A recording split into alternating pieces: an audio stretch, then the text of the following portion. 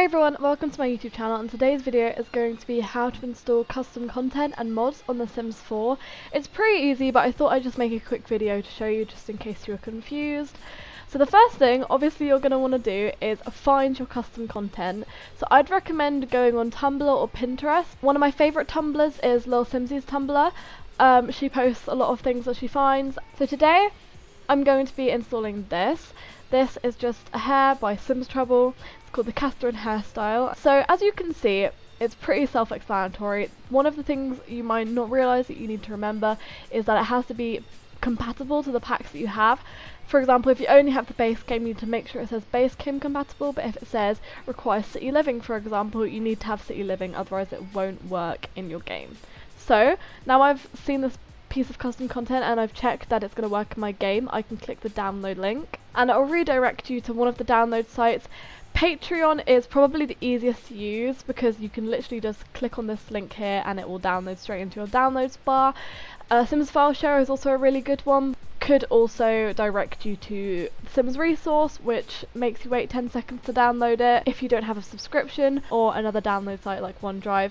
But you just got to be careful if you're unsure of the site, or if you haven't used it before, because you don't want to get any weird ad pop-ups, and you also don't want to accidentally download anything that you shouldn't be, like a virus. So I would recommend also having a decent antivirus just in case.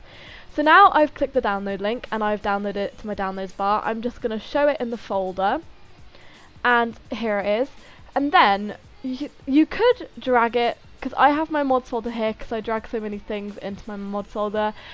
You could go through and drag this to documents and then so on, but I just think it's easier just to open up another tab.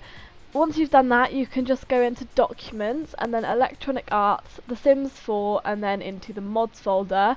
I'd also like to just remind you that you have to have this file here, which is called resource CFG. If you don't have this in your mods folder, it's not going to work. So if you don't have it in there, if you've accidentally deleted it, just go and download that, because your mods won't work if you don't have it there.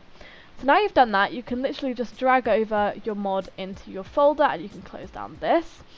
You can organise things, but I'm pretty sure it won't work if your files are more than 2 folders deep, so I'd recommend just putting them in one folder. For example, if you want to have a folder for all of your hairs, you can do that, but just don't put them too deep into the file because it won't work. Now once you've done that, you can open up your game. Okay, so once you've loaded up your game, you should get a pop-up looking like this, which says mods, and it will just list all of the mods that you have in your game. You can choose whether you want it to show at startup. I like to have it show at startup, so then I can check if I've downloaded anything new, if it's downloaded correctly.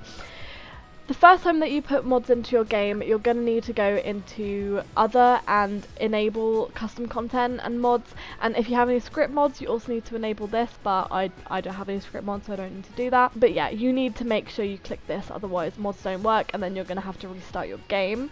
Remember that if you put mods into your game whilst your game is still running, it won't work properly. You have to restart your game every time you put a mod into your folder, or it won't work. You can't have the game open running. That's pretty much how you install them. I'm just gonna open up a new game so I can show you that it's worked and prove to you in case you don't believe me. So there's the hair that I downloaded and it's in my game now. You can play with it.